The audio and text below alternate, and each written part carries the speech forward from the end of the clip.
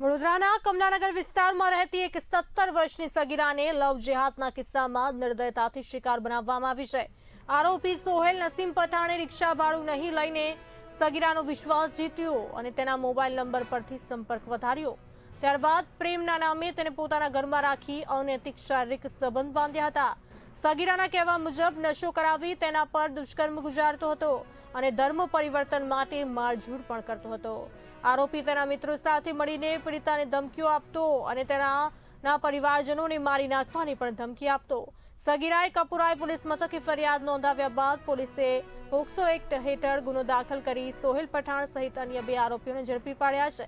પીડિતાએ જણાવ્યું કે 3 વર્ષથી ચાલતી આ યાતનામાંથી છૂટીને તે હવે અન્ય હિન્દુ યુવતીઓને સાવચેતી રાખવાની અપીલ કરે છે। આ કિસ્સો સમાજ માટે ચેતવણીરૂપ છે અને આરોપીઓને કડક સજા મળે તે માટે સમગ્ર સમાજે અવાજ ઉઠાવવો જરૂરી છે। मैं कमलानगर तलाब ऊभी थी रिक्शा ની રાહ દેખીને તો રિક્ષા લઈને આવ્યો।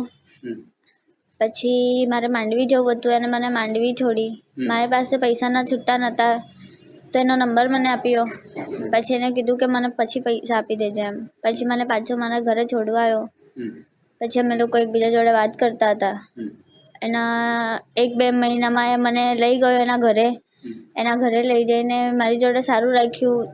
3-4 મહિના મારી જોડે સારું રાખ્યું। પછી મને મારવા ઝૂડવા લાગ્યો। મને મારા ઘરે નહોતો જવા દેતો, મારી મમ્મી જોડે વાત નહોતો કરવા દેતો, ઘરની બહાર નહોતો નીકળવા દેતો।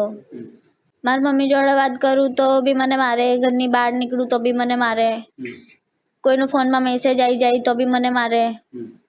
આમ નશા કરીને આવે રોજે ઘરે અને એના ભાઈબંધોને બી નશા કરવા ઘરમાં રોજે બોલાવે। આખી રાતે ઊંઘે નહીં, આખી રાતે નશા કરે। એના ઘરના પણ એને કોઈ કશું નહોતું કહેતું। સિગરેટના દામ બી આપતો? હા, મને મારી જ્યારે છેલ્લી વાર ત્યારે મને છે ને દંડાથી મને મારી હતી। મને સિગરેટનો એને દામ આપ્યો। એના બીજા દિવસે મેં ઘર છોડીને મેં કપુરાઈ પોલીસ સ્ટેશનમાં જઈને ફરિયાદ લખાવી। બધી બહેનોને એટલું જ કહેવાનું કે કોઈની પર વિશ્વાસ ના કરે। મમેડન જાત પર તો બિલકુલ બી ના કરે। કેમ કે પહેલાં તો બહુ સારું રાખે, એટલું સારું રાખે ને કે જેની કોઈ હદ નહીં।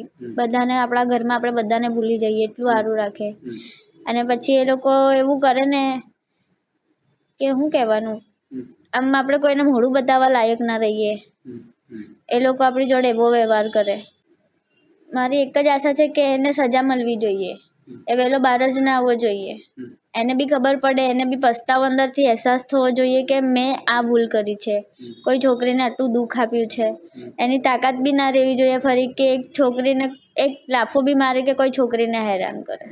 ગયા 2-3 દિવસ પહેલાં એક ફરિયાદી આપણી પાસે આવ્યા હતા અને તેમાં 19 વર્ષની એક દીકરી હતી, જેના કહેવા મુજબ આજથી 2 વર્ષ પહેલાં તેઓ જ્યારે રિક્ષામાં જઈ રહ્યા હતા ત્યારે તેમની પાસે કો પેસેન્જર જે હતા એમની પાસે એમને ફોન નંબરની અદલાબદલી થઈ અને ત્યાર પછી એમને તેઓ પોતાની સાથે રહેવા માટે લઈ ગયા।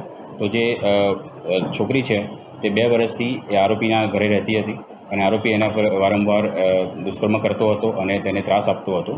અને જ્યારે પોલીસ પાસે ફરિયાદ આવી, પોલીસે તરત જ ફરિયાદ દાખલ કરી છે અને ફરિયાદ માટે આવી ત્યારે આરોપીના 2 મિત્રો હતા અને તેઓ પણ તેને ધાક ધમકી આપવા માટે આવ્યા હતા કે તું આ ફરિયાદ ના કરીશ।